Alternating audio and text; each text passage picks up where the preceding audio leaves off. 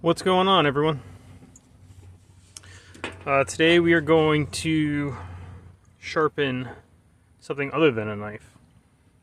And these are spearfishing tips. I guess I got one that's brand new and one that's been used probably for 6-7 months now. Definitely lost some of its length, and you can see it's sharpened a bit different, and we'll go over that. But what we're going to use is some sandpaper, and this is 3M Cubitron 120 grit. This is probably the best sandpaper you can get, especially for sharpening metal things. I believe the Cubitron thing is the shape of the abrasives. I don't know. I don't really know what abrasive material it is. Probably aluminum oxide. It's possible that it's silicon carbide, but I really don't know. But I really like how it works. Cuts fast, cuts well. Got a sheet ready here. We'll use a little bit of water.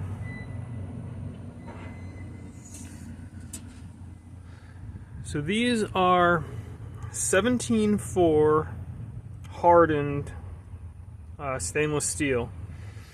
Now, this type of stainless, it's hardenable,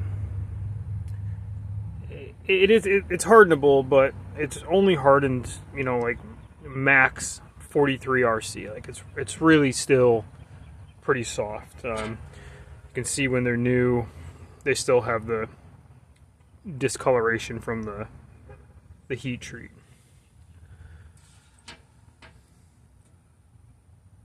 So when they machine these, they just kind of cut them to a point. I don't know, maybe 15 degrees, 30 overall, something like that, maybe even less. And this makes a very nice, sharp, fine point. It's just not very durable.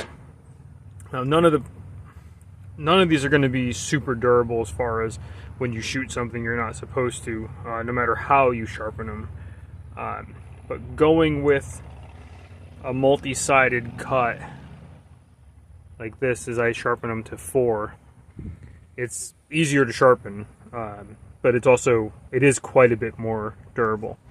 Now I also do these with a convex edge. I'll show you that as I do it.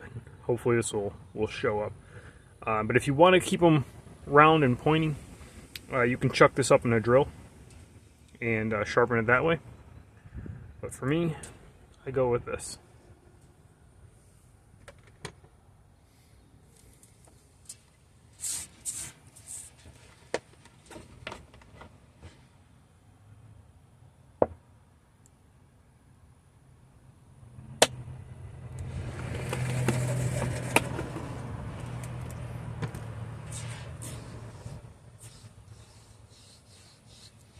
Just need a little bit of water, just like with the whetstone. And we're going to start by finding the angle that matches this one, not our cutting angle, but to keep this edge flat against the sandpaper. And then we're going to kind of start past our angle, and then as we sharpen, we're going to be rotating up to give it that convex edge. And that's going to, like I said, that's going to really increase the durability to this point.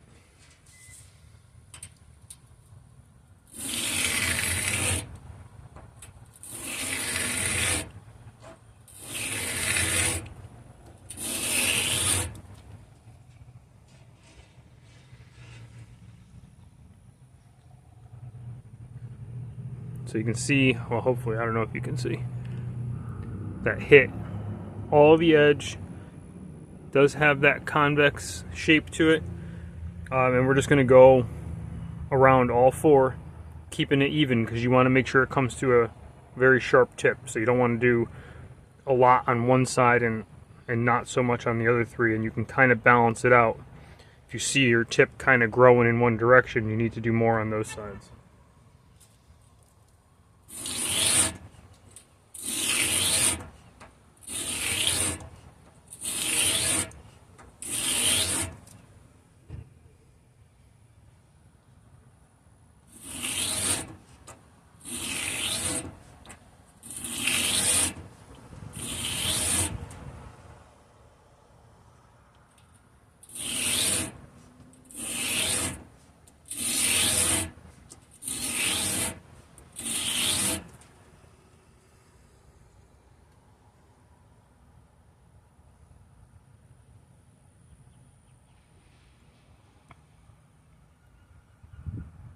So this one wasn't too bad.